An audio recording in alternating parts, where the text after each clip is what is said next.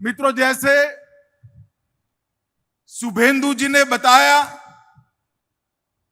पूरे देश भर में ये नई न्याय संहिताओं को अमल करने का काम शुरू हो गया है। मगर पश्चिम बंगाल की मुख्यमंत्री ममता जी ने बंगाल में इसके नोटिफिकेशन नहीं निकाले थे। उसका कारण था कि जैसे ही न्याय संहिताओं का इंप्लीमेंटेशन होगा, सिंडिकेट, कटमनी, टोल टैक्स और भय का साम्राज्य टूटकर चूर चूर हो जाएगा। बंगाल के चुनाव में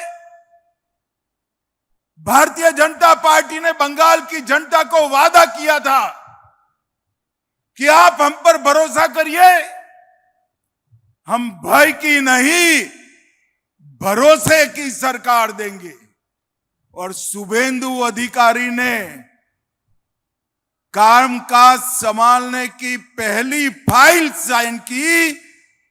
वो फाइल हमारी तीनों न्याय संहिताओं को लगाकर यहां से अंग्रेजों के कानून को निकालने की फाइल साइन की।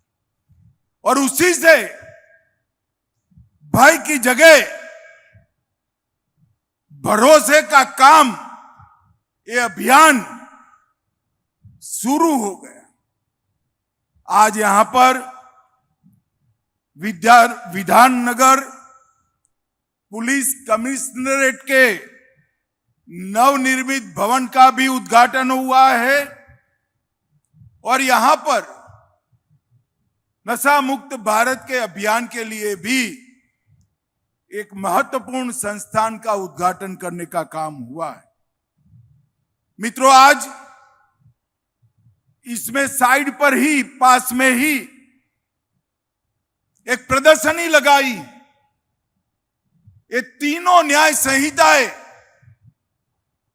किस प्रकार से नागरिकों को सुरक्षित करेगी, उनकी संपत्ति को किस प्रकार से सुरक्षित करेगी, इनके सम्मान को किस प्रकार से बढ़ाएगी और किस प्रकार से किसी भी फरियादी को सिर्फ 3 साल में ही, मेरी बात ध्यान से सुनना, सिर्फ 3 साल में ही सुप्रीम कोर्ट तक न्याय देने की व्यवस्था हो जाएगी। इसकी यहां पर प्रदर्शनी लगाई। ममता बनर्जी के शासन में रविंद्र संगीत से गूंजता ये प्रदेश बम धमाकों से डरता था। एसिड हमले कभी थमते नहीं थे। आरजी कर मेडिकल कॉलेज की बर्बरता हो या संदेश खाली की पीड़ा, दुर्गापुर मेडिकल कॉलेज में हुआ बलात्कार हो या साउथ कोलकाता लॉ कॉलेज में हुई छेड़खानी हो, कोई एक्शन नहीं लिया जाता था। मुझे विश्वास है सरकार तो बदली है, साथ में अब कानून भी बदल रहा है। अब बंगाल में कानून का राज 15 साल के बाद फिर से सुनिश्चित हो जाएगा, इसको पूरा मुझे विश्वास है। और मित्रों, जो देश के प्रधानमंत्री जी ने संदेश दिया था कि भय का नहीं भरोसे का शासन होगा, वो बंगाल में जमीन पर उतरता हुआ दिखाई पड़ा है। भाइयों बहनों, हमने बहुत सारे हिंदी सिनेमा में, नाटकों में देखा है,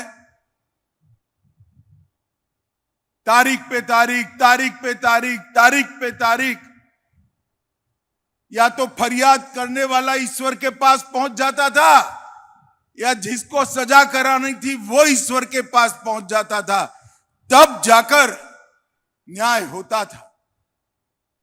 हमने नई न्याय संहिताओं में तकनीक का उपयोग किया है, जिससे पुलिस को इन्वेस्टिगेशन में ज्यादा साक्ष्य, टेक्निकल साक्ष्य रखने और इसके कारण न्याय की गति बढ़ेगी। प्रोसिक्यूशन, पुलिस, न्याय व्यवस्था, इस सब में कैसे समय कम हो, इसके कानूनी प्रावधान हमने किए। और इसके कारण मैं आज बंगाल की जनता को कहकर जाता हूं, 2 साल के बाद, इसके 100% इंप्लीमेंटेशन के बाद जो भी एफआईआर होगी, 3 साल में उसको सुप्रीम कोर्ट तक सजा कराने का काम अब बंगाल पुलिस समाप्त कर पाएगी। और एक बहुत बड़ा परिवर्तन है, 0 एफआईआर का, ई एफआईआर का हमने प्रोविजन किया है। इसको सबसे बड़ा फायदा शिक्षा व्यवस्था में जो बच्चियां, बहनें, बेटियां पढ़ रही है उनको होगा, बैंकिंग फ्रॉड पे भी होगा, और कहीं पर भी काम करने वाला बंगाल का नागरिक है वो भी फरियाद करेगा, उसके गांव में उसके परिवार के साथ कुछ हुआ है तो वो फरियाद अपने आप अपने थाने में ट्रांसफर हो जाएगी। चाहे गुजरात हो, बिहार हो, कहीं पर आपके परिवार के लिए आप ई एफआईआर 0 नंबर से एफआईआर कर सकते हैं। ये नई न्याय प्रणाली पीड़ित केंद्रित है, दंड केंद्रित नहीं है। महिलाओं और बालकों को प्राथमिकता दी है।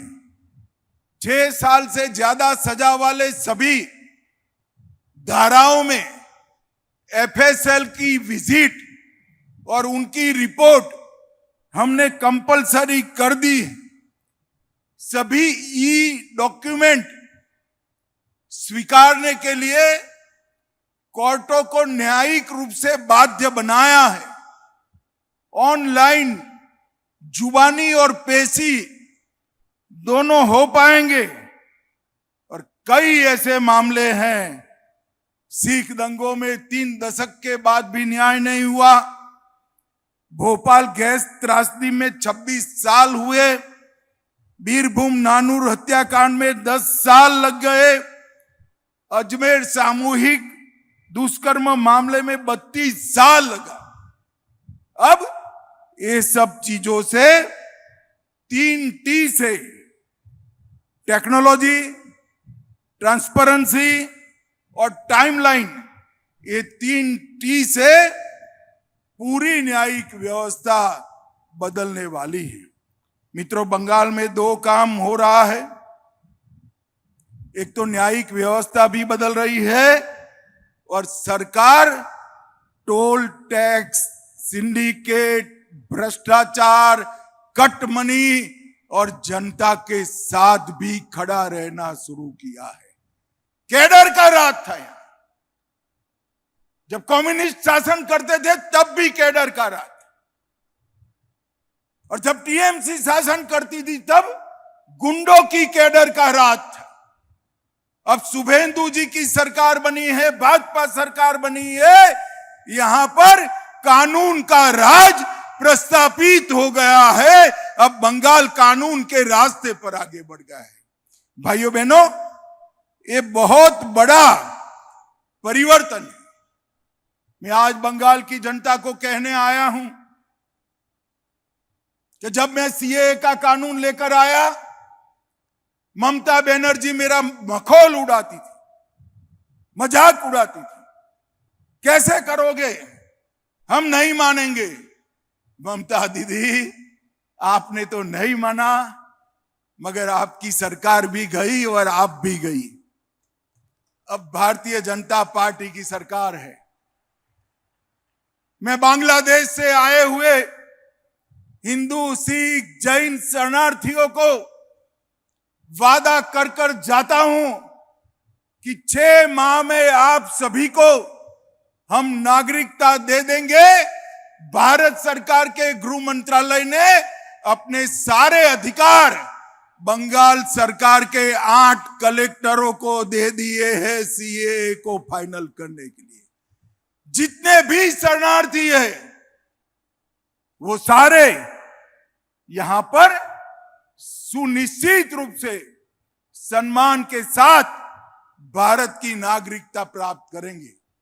मगर मेरे भाषण को सुनकर घुसपैठिए खुश न हो जाए, क्योंकि हमारी बंगाल सरकार का अटल फैसला है डिटेक्ट, डिलीट और डिपोर्ट।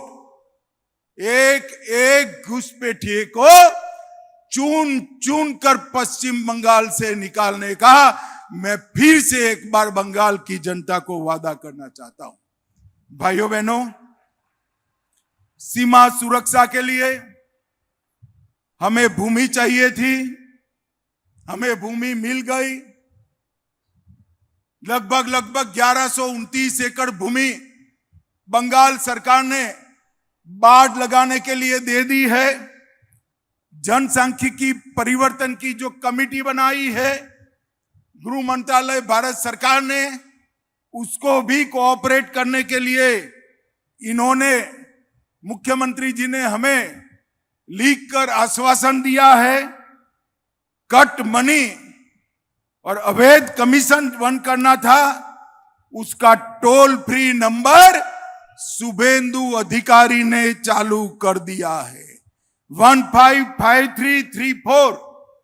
अगर कहीं पर भी कोई कट मनी मांगता है उस पर फोन कर दीजिएगा, 1 रुपये का खर्चा नहीं होगा और कट मनी लेने वाले को जेल की सलाखों के पीछे डालने का काम हमारी भारतीय जनता पार्टी की सरकार करेगी। सिंडिकेट के लिए भी हमने टोल फ्री नंबर चालू किया है।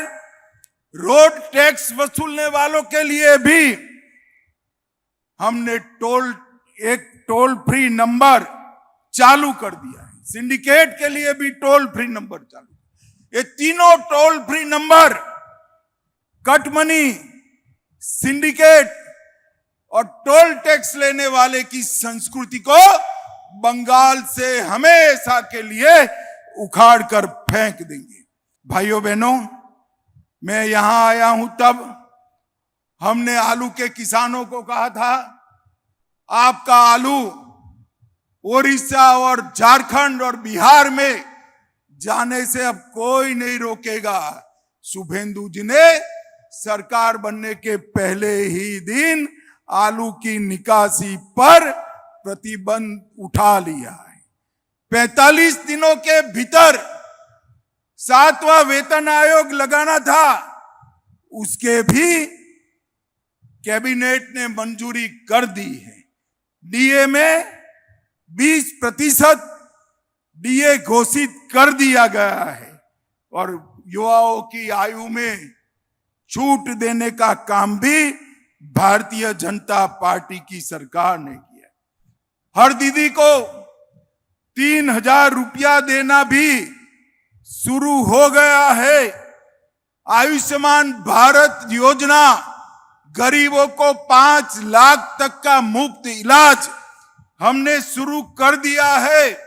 मातंगी हाजरा और रानी शिरोमणि बटालियन की भी घोषणा हो गई है और उत्तर बंग में कैंसर अस्पताल भी बनाने की शुरुआत भारतीय जनता पार्टी ने कर दी है। किसानों को 5-6 हजार की जगह 9,000 देने का हमने वादा किया था, वो भी शुभेंदु अधिकारी सरकार ने वो वादा भी पूरा कर दिया है। 100 दिन के शासन में हमारे 5 साल के लिए जो घोषणा पत्र बनाया था उसके 43% काम शुभेंदु जी ने 100 दिन में पूरा कर दिया है। मैं आप सबकी ओर से शुभेंदु जी को बहुत बहुत बधाई और साधुवाद देना चाहता हूं। बंगाल ने लंबे समय के बाद यहां पर जनता की सुनने वाली सरकार का अनुभव आया है। पहले सुनवाई गुंडे करते थे, अब थाना और कलेक्टर करता है, एमएलए और एमपी करते हैं, हमारे मंत्री करते हैं। पहले न्याय इनके टोल टैक्स वाले और सिंडिकेट वाले करते थे, अब न्याय अदालत में होता है। पहले बहनें महिलाएं फरियाद नहीं कर पाती थी, अब बेरोक टोक बड़े से बड़े आदमी के खिलाफ महिलाएं फरियाद करने में नहीं डरती है। ये परिवर्तन की शुरुआत है।